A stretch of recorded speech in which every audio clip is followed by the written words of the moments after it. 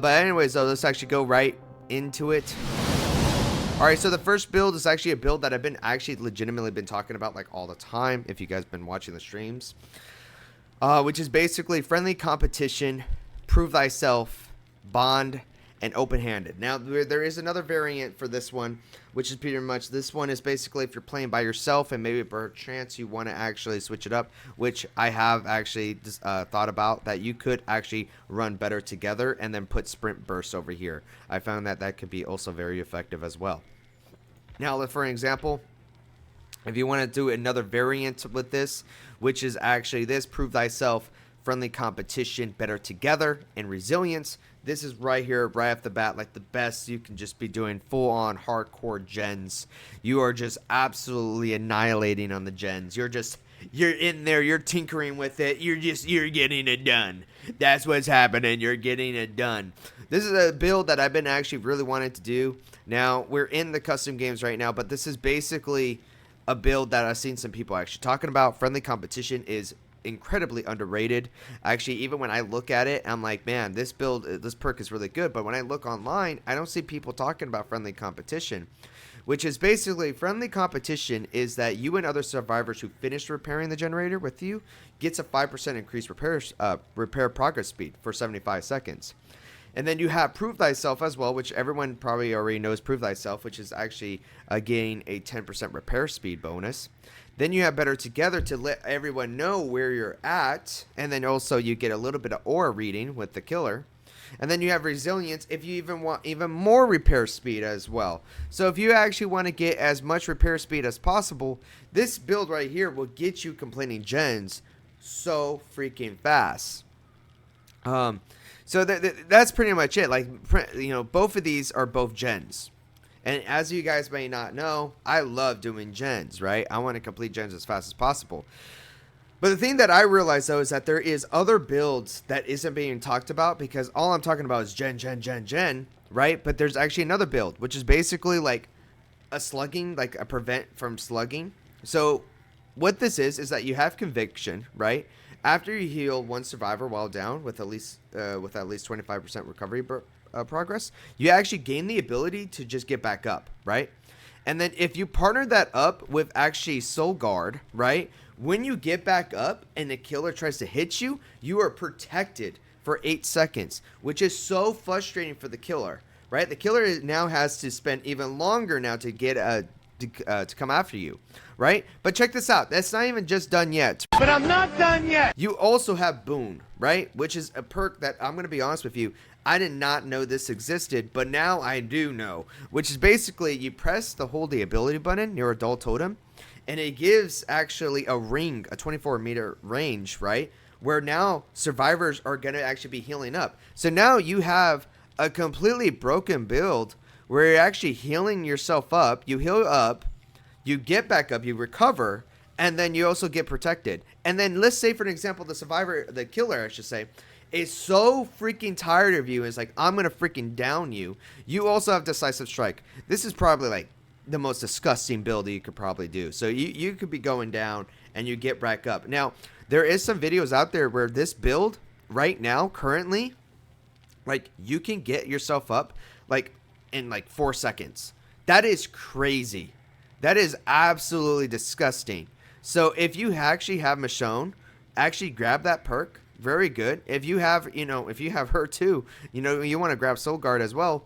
This build is like, what's going on, man? How you doing, man? We got someone in chat right now. It's great to see some people in chat, loving people. CMPM Gaming, what's good? But yeah, we're talking about this build. This build right here is pretty freaking disgusting if you guys actually really want to do this. Decisive Strike, like I said, Boon, Soul Guard, and Conviction. Very great build. Now, let's say, for an example, you don't actually even want to do that. You actually just want to constantly know where the killer's at. This build is for you. It's like the aura killer build. So you can absolutely run this as well, which basically you have alert, which is that when a killer performs a break action, you can know where he's at. If you actually, when a generator is completed, the aura of the killer is revealed to you. There's that. There's also this one too. When you do a fast locker exit, you actually are going to know where the killer's at. And you also have this one too. While running, press the active ability a button to run with 2 knees high for 0.5 seconds. This is actually a Nicolas Cage perk, by the way. And then gain a 25% haste for 2 seconds. So, but these effects though can happen though. So you could become exposed for 12 seconds. You may gain a 25% haste for 2 seconds. You might scream, but nothing happens. Or gain a random rare item with random add-ons, right? So you have this build as well to actually know where the killer is at pretty much at all times. You can also run with that. This is absolutely, you can absolutely do this too. You can really just see where he's at 100%. Now, obviously, aura builds, here's the thing about me, like personal opinion, aura builds are not necessarily really needed as much if you are hypothetically, like, you know, running with friends. Even one other friend, you don't really need to run an aura build. But for those people that are doing solo plays, maybe this build could be actually for you, because I actually would run this build. Because if I'm like, you know, if I'm not communicating with anyone, right? So, and I kind of want to know where the killer's at. Is it safe to go out? Is it not safe to go out? So yeah, like this build right here can actually help you out a lot if you're doing solo play, if you don't actually have anybody with you. So right here, another important thing that I actually really want to mention here is that we're talking about gen builds, and we talk about, you know, even preventing from slugging, and you can get yourself back up. And now we're also talking about healing now. This is a healing build. Now, we have empathy here, which pretty much can, you know, heal survivors who are injured, 128 meter range. We also have deadline as well, which basically skill checks appear 10% more frequently when repairing or healing and appear in random places. So there's also that one too. If you know, this build right here is all healing. Everything's pretty much. You start the trial with minus 50% progress penalty, which does sound bad on paper in the beginning, but you actually get more of a bonus as the game goes on and you keep on healing. And especially if you're finding them with empathy, you can actually take your time and actually get those tokens up. And then you also have this perk as well, which pretty much sharing a painful experience. While injured, healing a survivor without using a medkit also heals you a 70% conversion rate, right? So healing is also very broken right now too, because, you know, when I'm playing as killer, I've seen survivors actually healing other survivors like pretty much like freaking like maybe 6 seconds or so. Maybe 6 seconds, I can say. So 6 seconds, you got survivors that are just healing up, and they're healing. It's just like it's not really any pressure, bro. It's not pressure. So this build right here is actually really, really good if you want to be the healer of the team, right?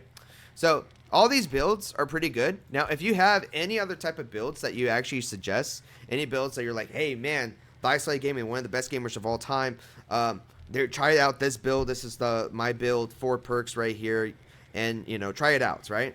Because I'm so welcome to try things out, because like I was actually just surprised, like of all the builds that I currently find, which is, you know, this covers pretty much, you know, even if this healing thing, it covers even solo or even with friends. So there's that.